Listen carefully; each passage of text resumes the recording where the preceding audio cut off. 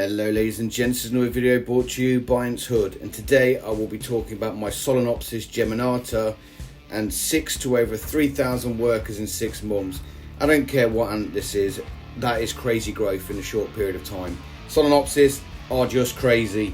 If you guys aren't familiar with my Solenopsis Geminata, I'll put a link in the top right corner now to their playlist so you can get a full breakdown from when I first got them until they are now. As always, we'll have a quick look in the nest, and this is it currently. They've now moved all the brood to the other side of the nest, but yeah, sorry for the weird angle I'm filming this. But as you can see from the old nest, it's practically empty still, so I still have time to expand, or space to expand into it, which is great. But there is still a lot of brood, and I said in my last video, when that hatches, I'm going to be in trouble. Now, I will apologise now, this does get a little bit shaky, so don't hold that against me. So if we have a look in, this side of the nest isn't very busy at all. You've got some major workers in there, which is cool. Oh yeah, you do have a slight little pile of brood there. There's 2, I think that's the second one, but that's really it for brood on this side of the map, I was going to say then, this side of the nest.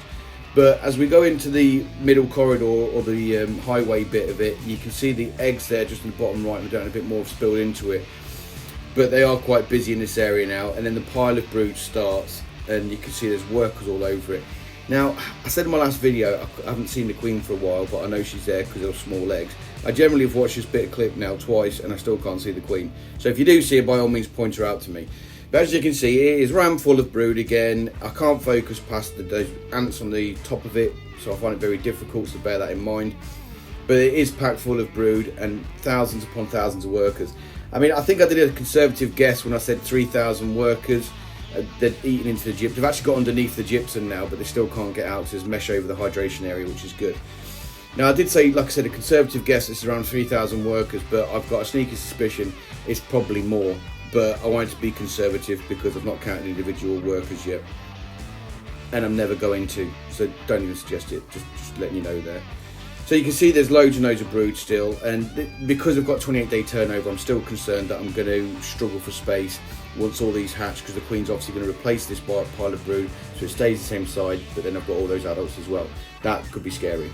And equally, while I was filming in that nest, I also filmed outside the nest in the Outworld, and you can see that it's really busy out here.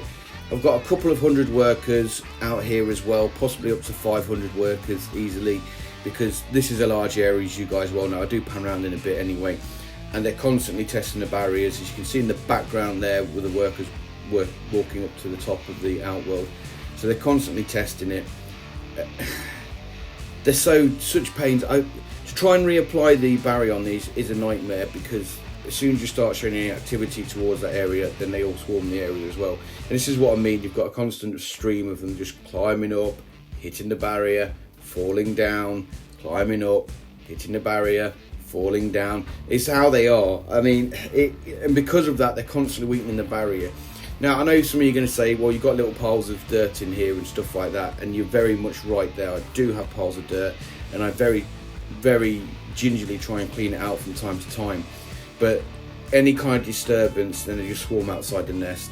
Any kind of trying to clean it or anything like that, and they just swarm, and it's a right pain.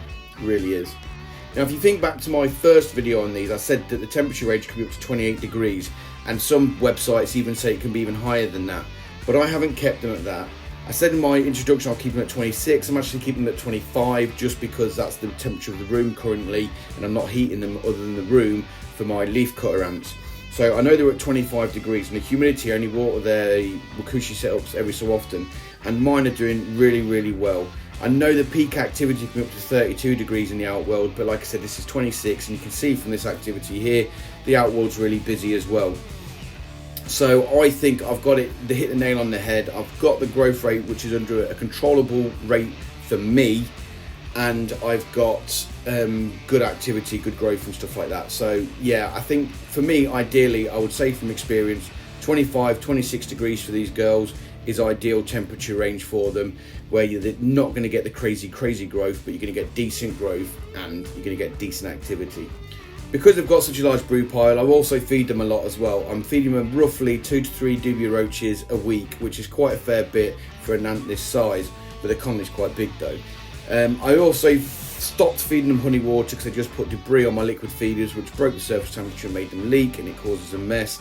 So I've moved on to the sweet honey jellies that you get from different retailers. I got mine from Wakushi I think it was, and they've stopped covering it in debris, which has helped loads because it was making a right mess in their previous setups with the honey water. I absolutely love my Solenopsis Geminata. They're a great addition to my ant cave, they're a great addition to my channel, and I love sharing them with you guys. I think they're brilliant ants to keep, but they're just not for everyone. They are so easy to look after. Just humidify the nest every so often, keep them at a decent temperature like I've discussed before, and feed them regularly, and then boom, they're just going to go. Yeah, you need a lot of anti-escape protection, to be honest. You need to make sure you're on par with that, and you keep checking your barriers, because you do need to check the barrier on these guys every day. Now, in the mornings, I come in before I go to work, I have a quick look in the ant cave, make sure I've got no escapees, make sure the barriers are all good on my nests and stuff like that. And I strongly recommend that you guys do that if you get these as well. It needs to be checked daily, because they will constantly test it and try and get past it.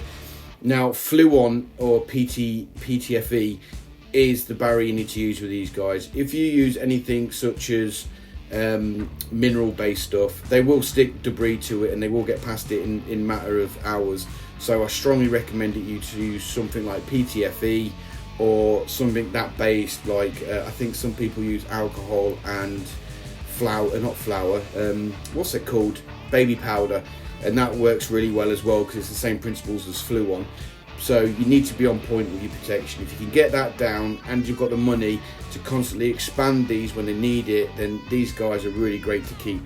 Well, that's it for today then, guys. Hope you enjoyed this video. Next week is actually Christmas. I don't know if I'm going to get a video out or not. If not, I will definitely see you in the new year, and I wish you all a happy Christmas. But I also wish a big Merry Christmas to my Patreon supporters. So I'd like to wish a very Merry Christmas and a big thank you to Adam W, Adrian, Ants Antic, Ants on the Rock, Anty Matters, David D, Jason W, Kevin R, Paul A, Pavance, PJGrant, Wakushi, and all you guys for watching my channel. I wish you all a very Merry Christmas and a Happy New Year in case I don't see you next week, and bye bye for now.